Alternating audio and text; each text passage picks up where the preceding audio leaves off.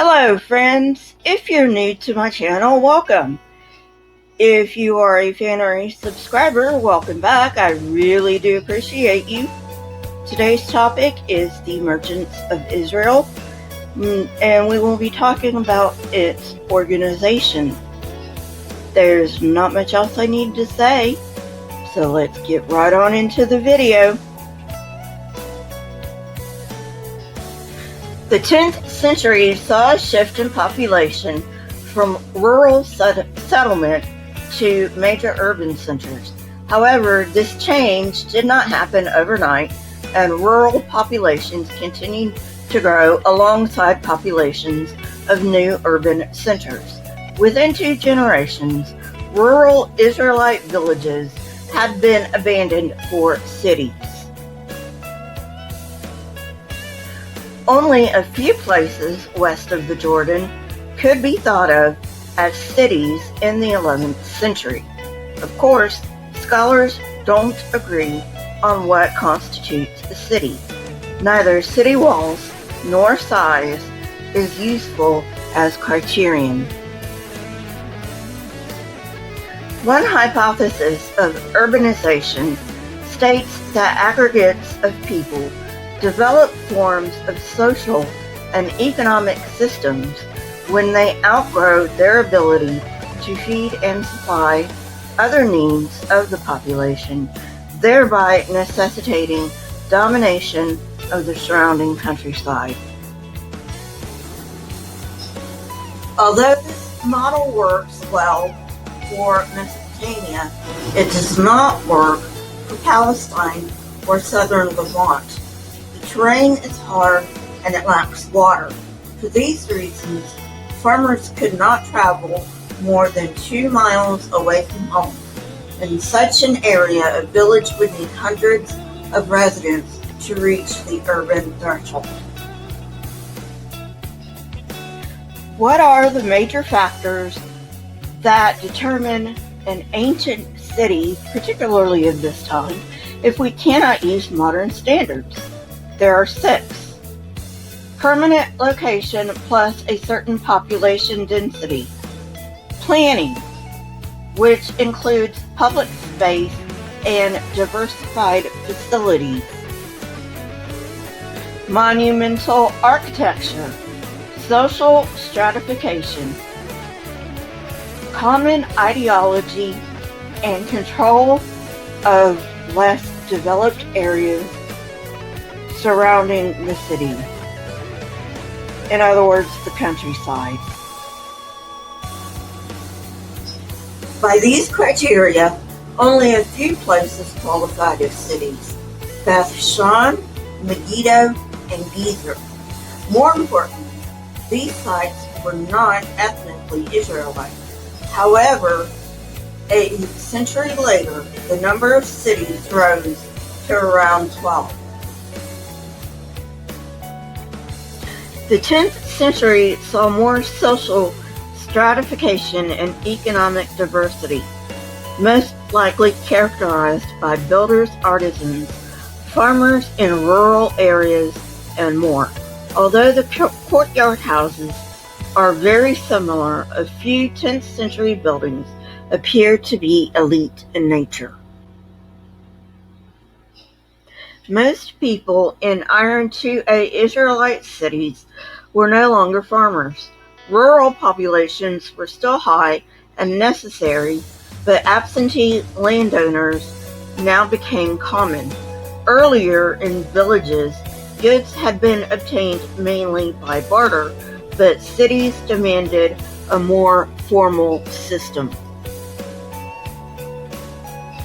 By the 10th century, the growth of cities and increasing social stratification and specialization of the people required at least some type of management in order for these cities to function.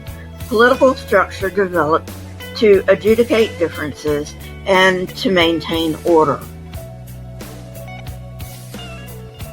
With the rise of cities came various officials who at first were probably more charismatic than anything else, but nevertheless were imbued with at least some authority. These officials became formal in Iron II. The archaeological evidence in Iron I shows at least some governing officials.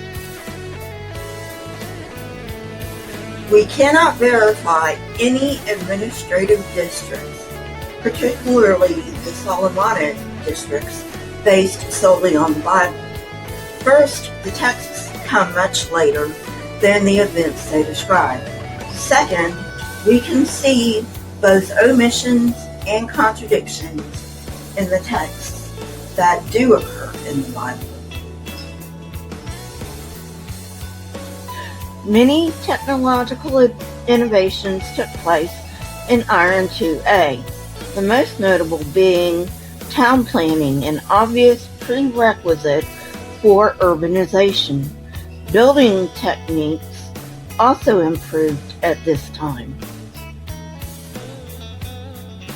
Cities of this time period featured fortifications, city gates, palaces, industrial and storage areas, and a place set aside for housing.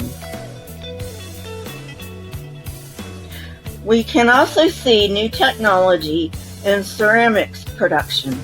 Before this, pottery had generally been a cottage industry, but now it became more industrial-like in production.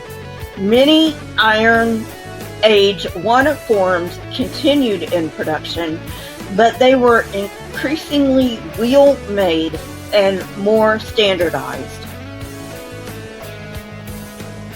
It is important to understand ceramic continuity and change in the 10th century because this is our best evidence for an Israelite state, despite other forms of evidence such as burial customs and cult practices. One of the most characteristic changes indicative of the 10th century is the emerging north-south distinctions in pottery. These reveal regional differences as slower typological change in the South. The South preferred the older form of elongated, flat rims, while the North developed concave rims for cooking pots. Those who support the low chronology ignore this fact. Ceramic innovations of this time include use of hand burnishing over a red slip as opposed to the light unburnished red wash of Iron I. This technique is diagnostic for the 10th century and occurs both in the North and the South. Cypriot imports had nearly stopped at the end of the late Bronze Age, but they resumed in Iron IIA. Phoenician bichrome as well as Cypriot black on red 1 and 2 juglets start appearing in the North and South at this time. These imports continue in the 9th century and tell a story of not only cultural conformity and continuity, but also of a robust maritime trade that could only be supported by a state. Iron also becomes more common at this time. Although better than bronze for heavy tools and weapons, it is brittle and it also rusts. Nonetheless, use of iron skyrocketed during this time. Well, friends, that's it for today. I hope you enjoyed it. If you did, hit that like button, press the subscribe button, and if you want to know when I come out with new videos, hit the bell next to the subscribe button. My Twitter, Discord, email, and PayPal links are in the description, along with the source that I used for this episode. If you wish to support this channel, you may do so on my PayPal link. Best way to get hold of me is Twitter, next is email. Also, if you would, please leave comments in the comment section. Not only do I love hearing from you, I read each and every one of your comments, but it also helps to trigger the YouTube algorithm. Keep learning and searching for truth. Here are a few videos from my library. If you have not watched them yet, go ahead and watch them and tell me what you think. Until next time, friends, stay safe and goodbye.